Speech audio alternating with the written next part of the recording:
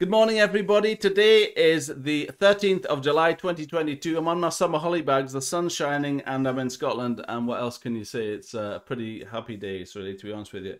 And I'm really happy to be joined today by my first ever doctor, Dr. Chris Hartley, who is an accredited sports and exercise psychologist and works with a range of athletes, their teams, recreational, Olympic and Commonwealth level. Chris has worked across many levels, different levels, and helps athletes improve their mindset and develop strategies to enhance performance and well-being.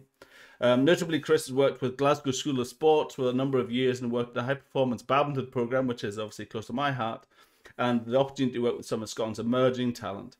Lecturer in sports psychology at the University of Stirling, conducts research on how performance cultures can be used best to support high-performing athletes.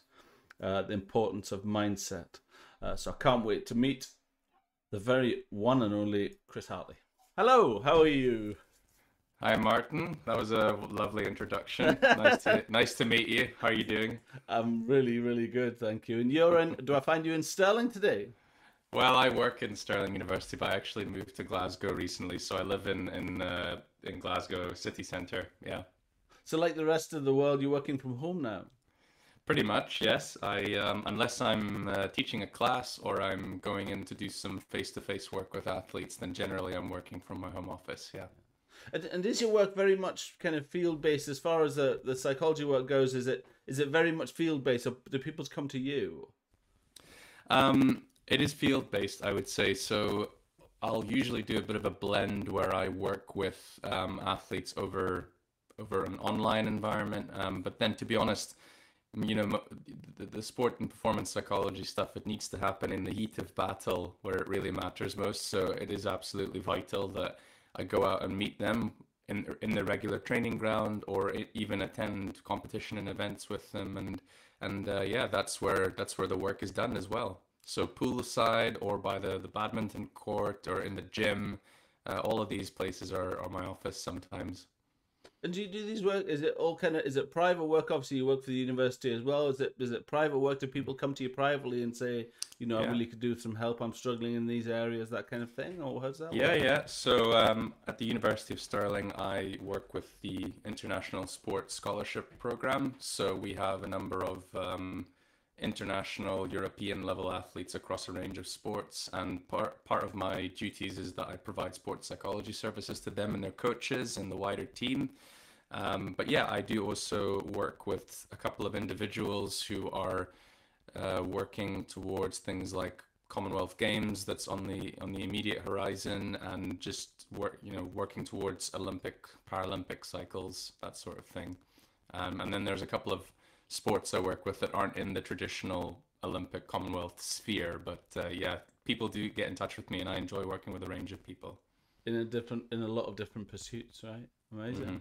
And does it tend to be a group thing? Is it a general discussion about psychology and the importance of psychology, or is that a thing, or is it mostly one-on-one? Does somebody come to you with a problem, or is it a combination of them both? I suppose. I'd say it's about 50-50, to be honest. Really? I get approached by sport organizations.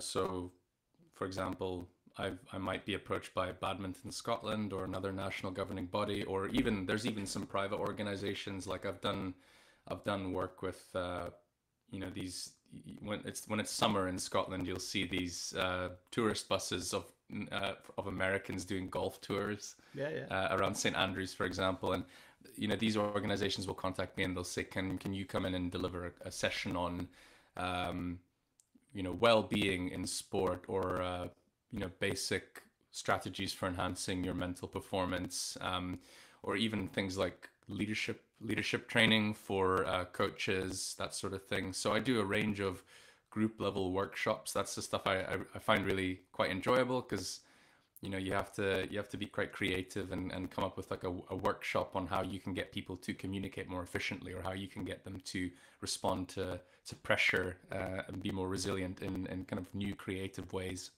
But yeah, then I also do more what you might call like traditional psychology work. So that would be very much in an environment like we are right now, Martin, where there's a one-on-one conversation. I provide structured psychological support to an athlete or a coach or whoever it is I'm working with, and that can range from, you know, maybe 4 sessions and up towards several years. I've supported some individuals for quite a few years as they progress through their sport as well.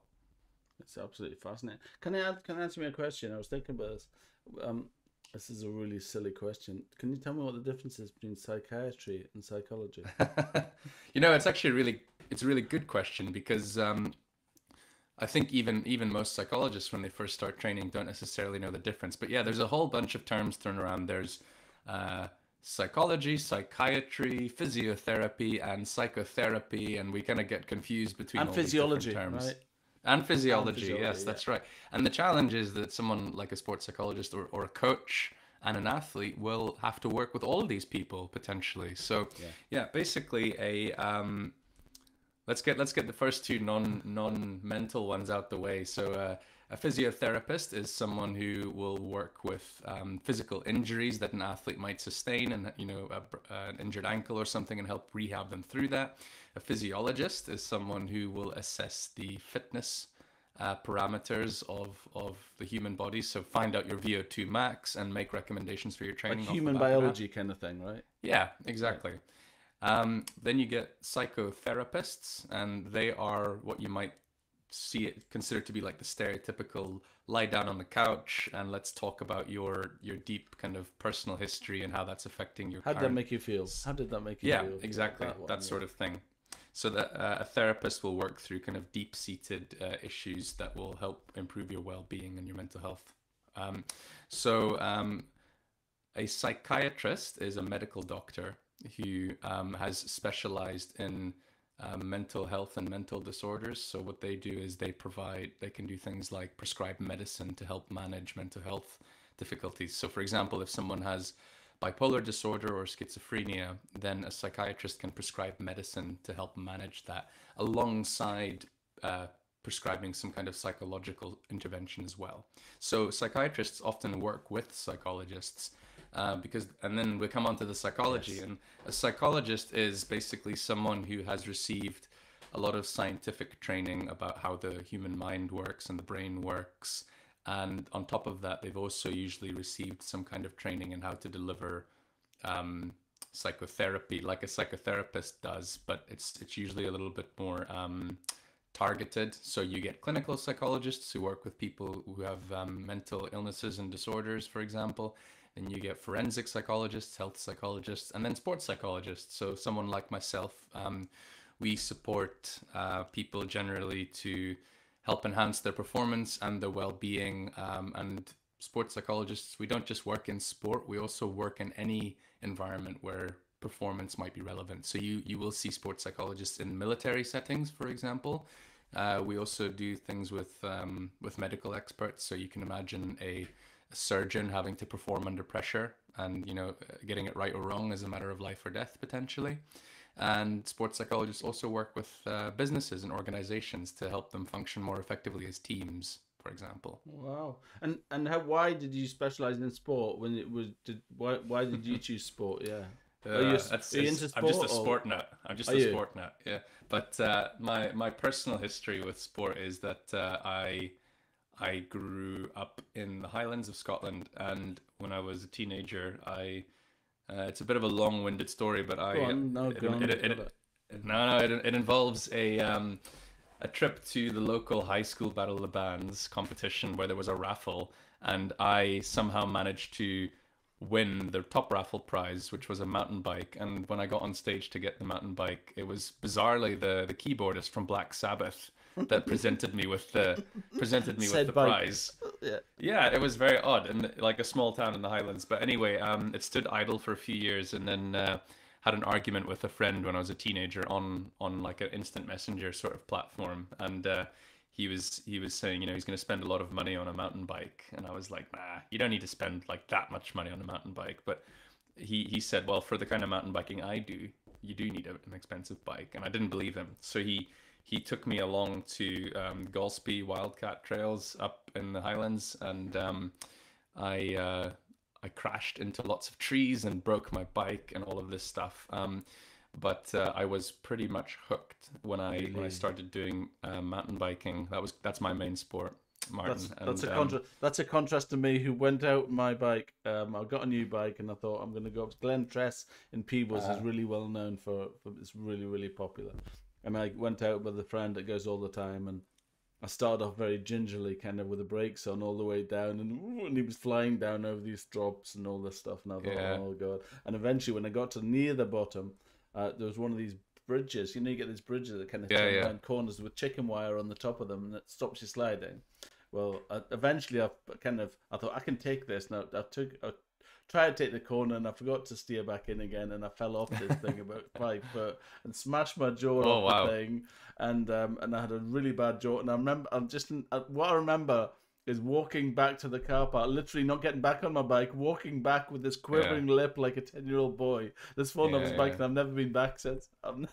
That was most people have an experience like that, and that probably the quivering is what lip my is first that time was one. like. Walking the bike back with this shame, and my friend, just get back on it. No, you're okay. I'll just walk. Pride was hurt at that point. So that was your thing, mountain biking, was it? Well, it still is. I'm down in Peebles in England most weekends, and I do racing and whatnot. But yeah, I did downhill mountain biking for like 10 years, and I still do race a little bit of downhill. But anyway, the thing is, my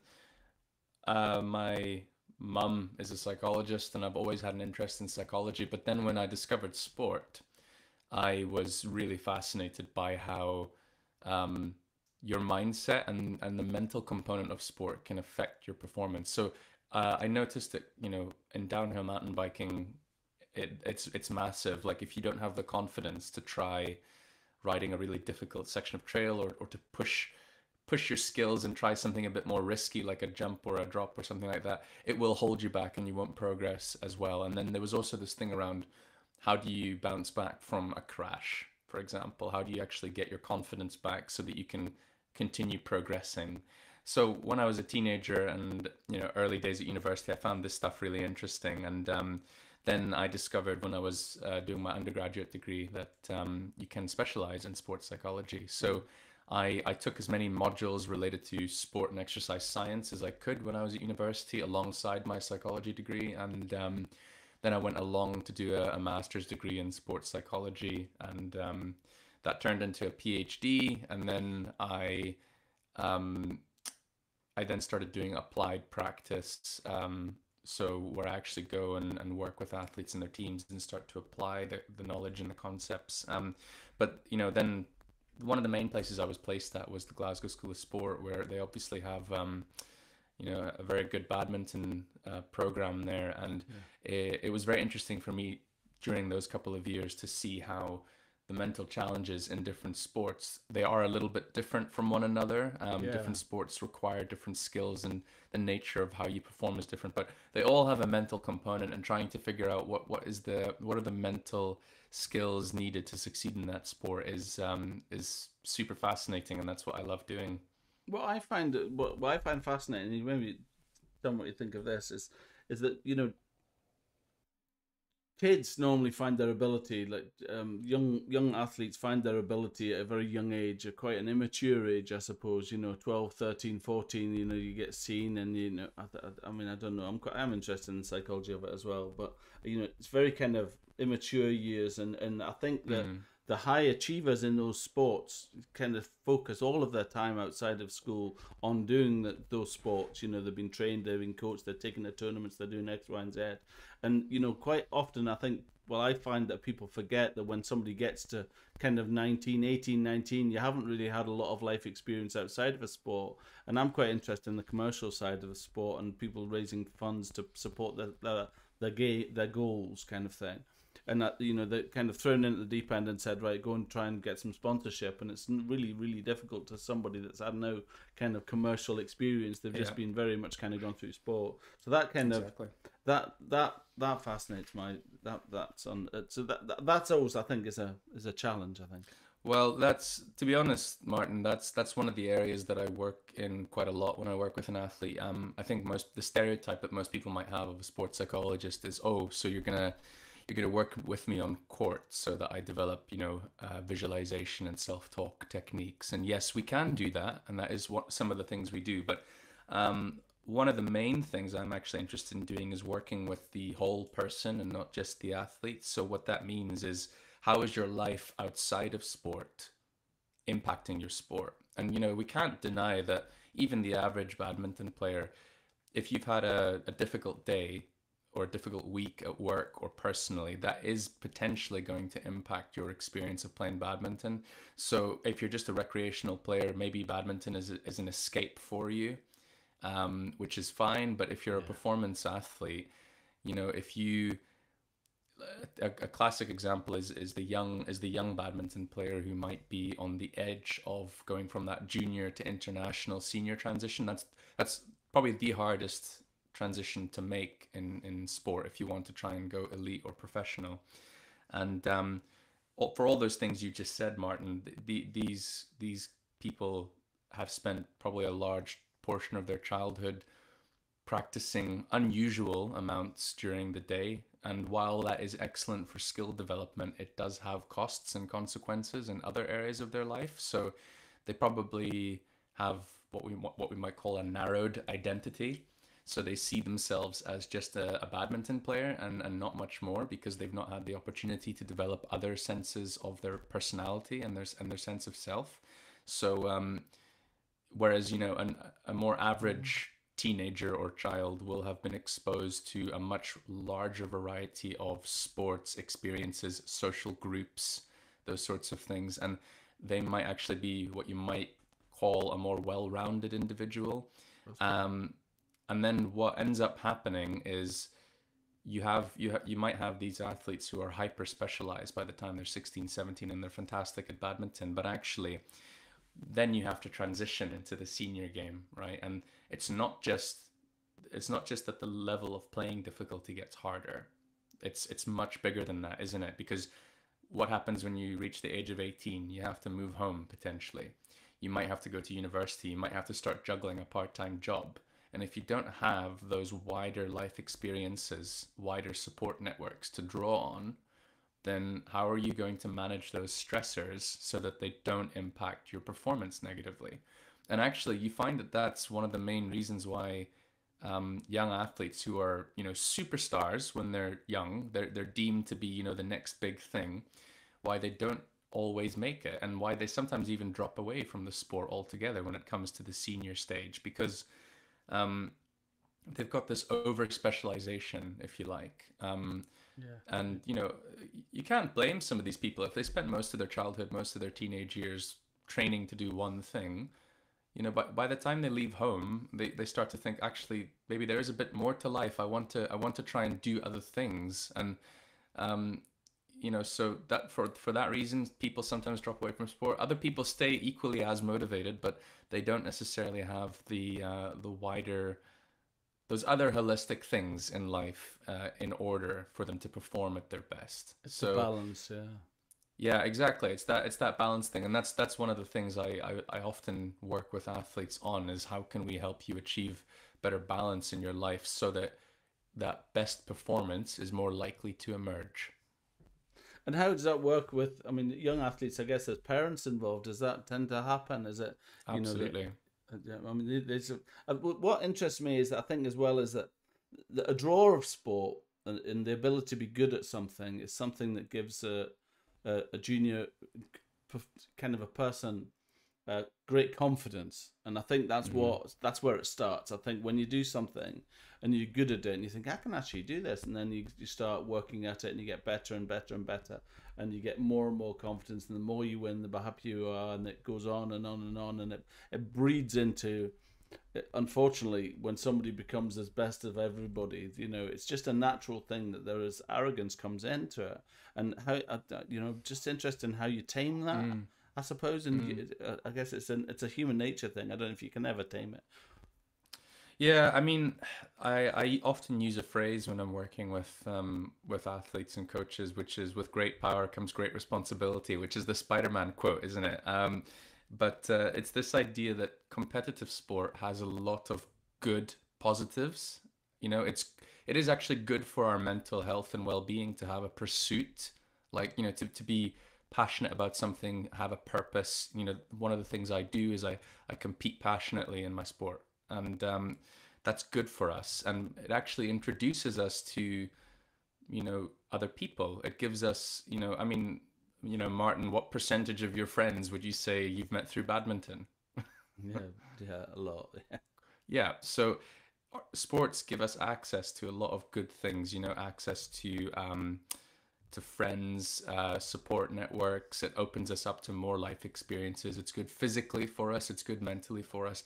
However, with great power comes great responsibility. So there is also a risk to competitive sport depending on the role it plays in your life. So for some people, they can get very obsessive about it and they can overinvest. And there's this sort of sweet irony in sport, which older athletes tend to have noticed this. But when you make a decision to invest heavily in your sport, whether that is money or time, or I'm going to train extra hard, I'm going to get up in the mornings and I'm going to start doing more gym sessions or whatever. The irony is that when you start to invest more in your sport like that, it puts more pressure on you to perform well. That's often what I see. And so with great power comes great responsibility. I think you have to be aware of these potential risks that competitive sport carries, it's sad, and you have to manage them. I agree. What saddens me is when you see people, I would be interested in the psychological effect of somebody after having left sport. You see people on the precipice of turning kind of elite and then just maybe not making the cut soon enough. It feels, sometimes when somebody hits 17, 18, somebody has a conversation and says they're not going to make it. They're not going to be that. They're not going to be the 18, under 18, whatever.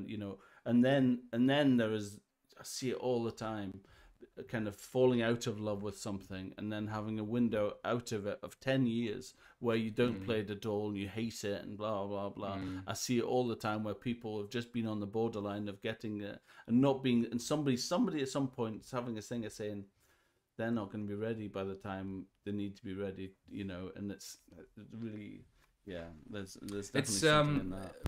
But that's a side effect of so there's a big area of work into talent development, right? And that's not just psychology. It's holistic. So we look at that from a strength and conditioning point of view, a skill acquisition point of view, psychology point of view.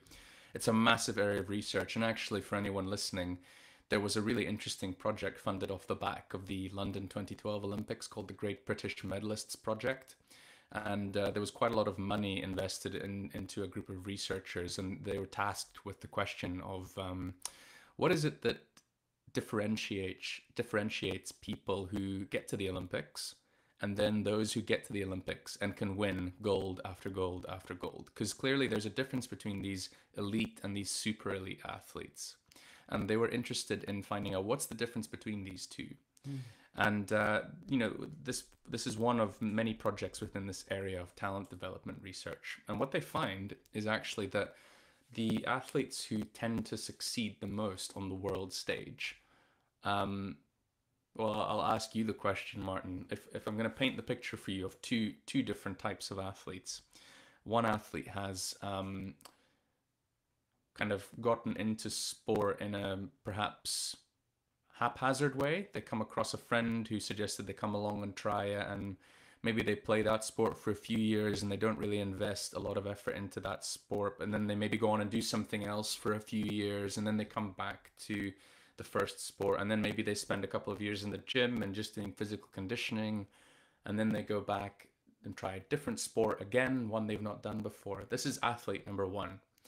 Athlete number two was purposefully introduced to their sport from a very young age. Let's say it's golf or badminton, and they receive coaching from numerous different individuals, and they just focus and specialize on that one sport year after year, and they kind of get systematically exposed to different types of competition, different types of support programs, and it's sort of this like linear path to try and get them up to the highest level in that sport. That's athlete number two. Which of those two do you think are more likely to succeed on the world stage? Number two. Yeah, and that is what most people think. The data suggests it's athlete number one. And Really? that it flummoxes people because, and to be honest, most people really struggle with that message because a lot of sport organizations are built on the premise that if you get them in young and you train them and specialize them from an early age, of course they're going to be experts and succeed on the world stage by the time they're older. But there's a lot of data to suggest that that doesn't work. That's not the case. Because of all those things I mentioned earlier, Martin, you over specialize when you're too young, essentially. So You do you think they fall underdevelop. out of love with it? Yes, that's one of the factors. It leads to things like burnout, for example, partly because they have an underdeveloped persona behind that athlete. They don't have the support network or the skills or the resources to manage those transitions into the elite senior game when it happens. Now, let me tell you about the first athlete, the athlete who does not specialize. The evidence actually says that athletes who have done numerous sports before they become 18, the age of 18, they're the ones that tend to succeed the most when it comes to professional sport at the highest level. Well, why do you think that might be, Martin? Because they've chosen to do it themselves, I guess, and they've been mature when they've chosen as well, I suppose, as well. So there is a motivational factor, absolutely. They've not been forced into one sport for their whole life up to that point. So they might have done things like rowing and athletics and table tennis, and then actually they discover basketball when they're age 19 and they're like, "Oh, I've this is a new sport," and they opt into doing that. So there is potentially a motivational factor there. But think of it from a skill acquisition point of view, Martin.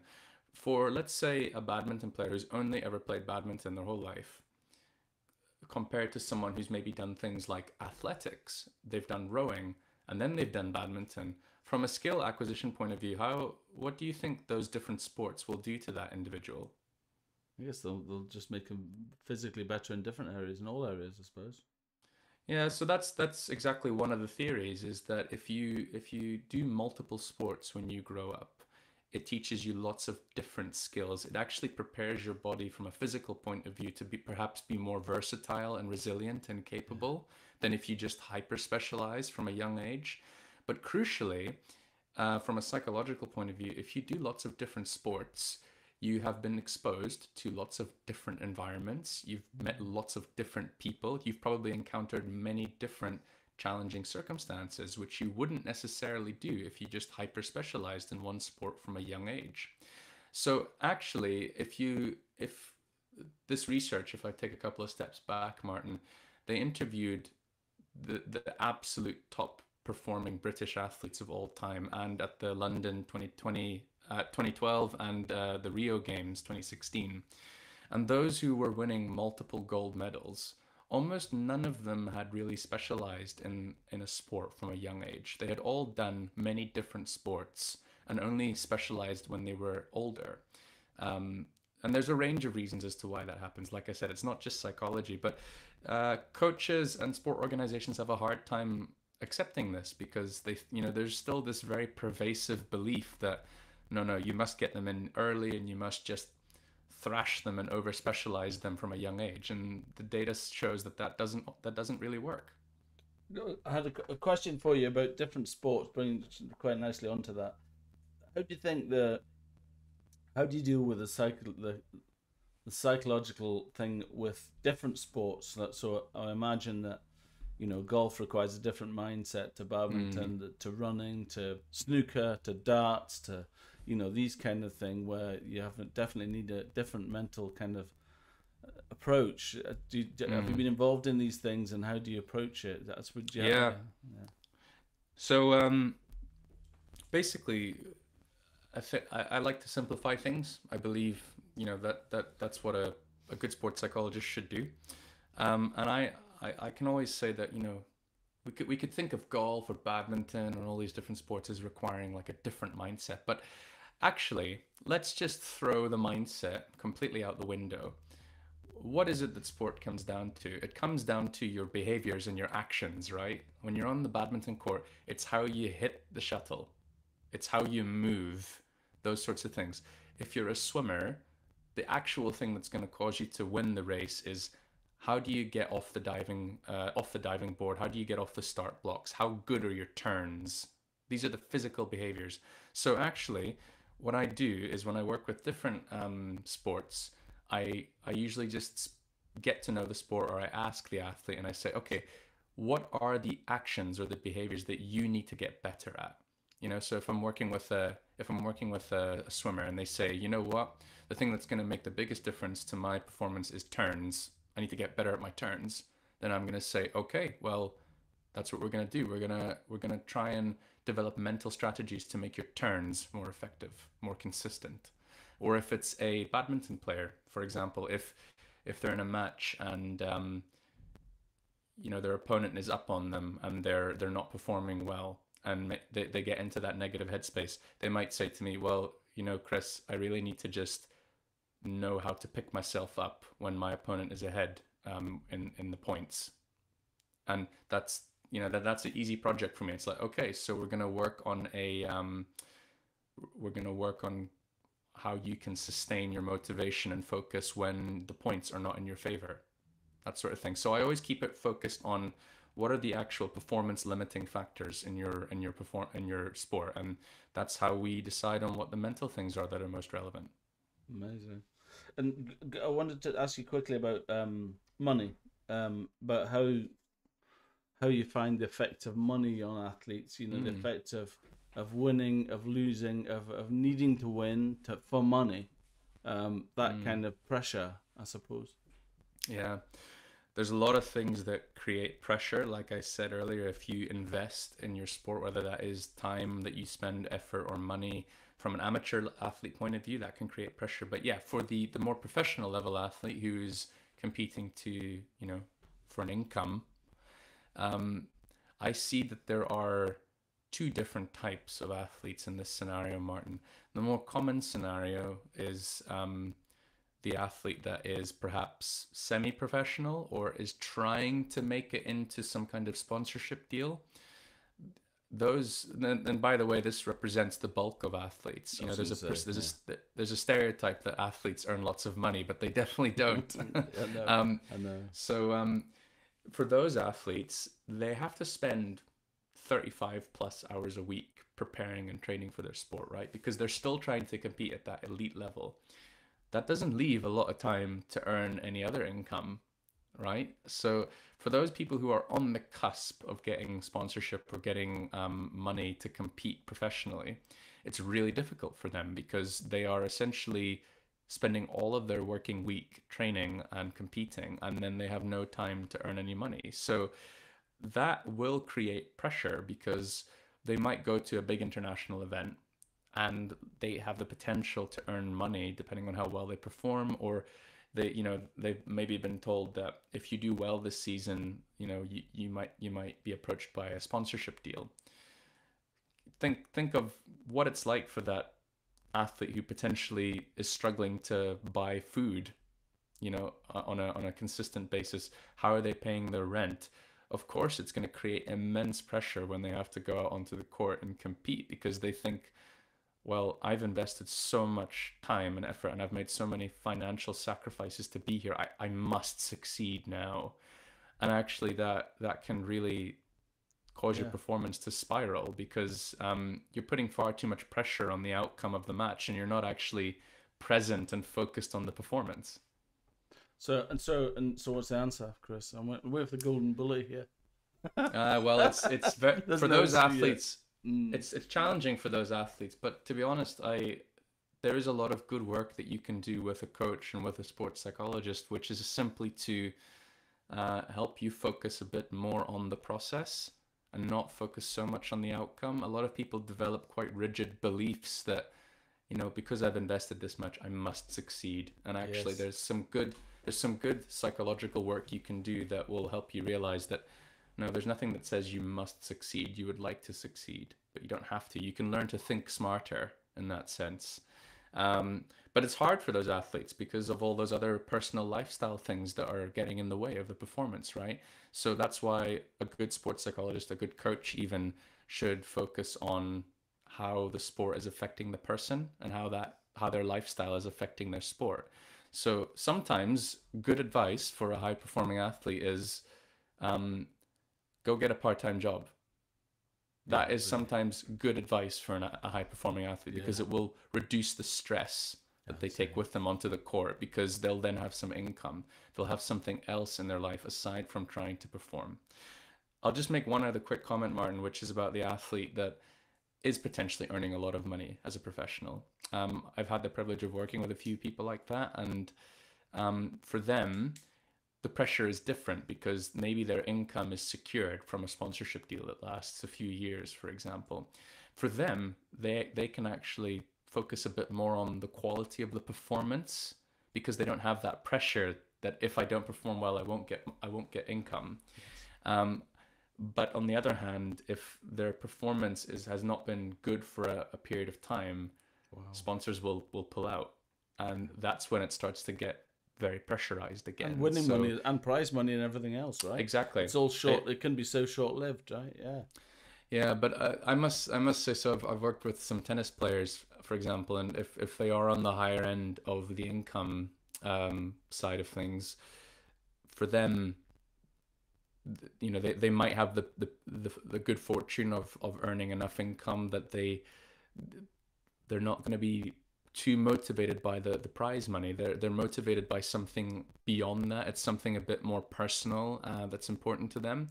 The prize money is good and nice, and obviously they're gonna use it for their you know, their own well-being and welfare. But I find that those athletes who've like made it, so to speak, they often they compete for more personal reasons. There's something a little bit more deeper meaning behind why they do it. I'm not saying that amateur athletes don't have that, but yeah, those I've worked with people who've, you know, gone to like Paralympic Games and whatnot, and for them it's not the money at all that motivates them. Yeah. It's just that I want to be the best in the sport, and that's the thing that motivates them. The question my wife asked me to ask you was who do you think has got it right? Who do you feel has got the best mental attitude to sport? Who in sport would you say has got the best? Who do you think has got the best attitude towards? I mean, yeah. Oh, yeah, it's a good question. Who's the mental GOAT, the greatest of all time? I think my answer is going to be tainted, because I don't know all the athletes from different sports, but course, I must say I've heard a lot of people say very impressive things about Roger Federer. Really? And if you just listen to the words that he uses when he's competing, he has a very adaptive way of interpreting things. So when there's a setback, for example, he, you know, and they interview him afterwards, he'll say things like, you know, I had a bad day today. I might not have a bad day tomorrow, and he's got a very adaptive mindset in that sense. He's very accepting of making mistakes when he's on the court, and he's perfectly okay with making mistakes. And because he is okay with that, it means he can recover from them very quickly. So I think from a mental point of view, Roger Federer is a good kind of. He's an interesting individual to listen to when you hear him in interviews and things like that. And conversely, who's the worst? What do you think of that? Who do you think is? I'm not gonna name anyone. Name names, yeah, all right. No, but there are what I will say is any tennis players, any kind of Australian kind of Cypriot Australian tennis players you can think of. No. What I will say is there's probably, if I could think of what would the worst athlete look like from a mental point of view, it'd probably be someone who is extremely outcome focused. So, you know, you go on court and you are thinking purely about the outcome and what that means, like, and you're not paying any attention to the process. What are the steps you need to go through when you're actually performing on court? If that's where your focus and attention is, then you're not focusing on the right things usually. And the one last question I had for you, I suppose. So thank you, because we've been talking for quite a lot, 40 minutes now. I'm sorry, I've taken up a lot of your morning work. Was what do you think is the is there a golden bullet? Do you think there's a golden bullet for an athlete, for a sports person? Something that you'd say, do you know what? Take that. Is it as a takeaway? What would you say to most athletes? Is there anything that you can think of? It's a really good question. I've not really been asked that before.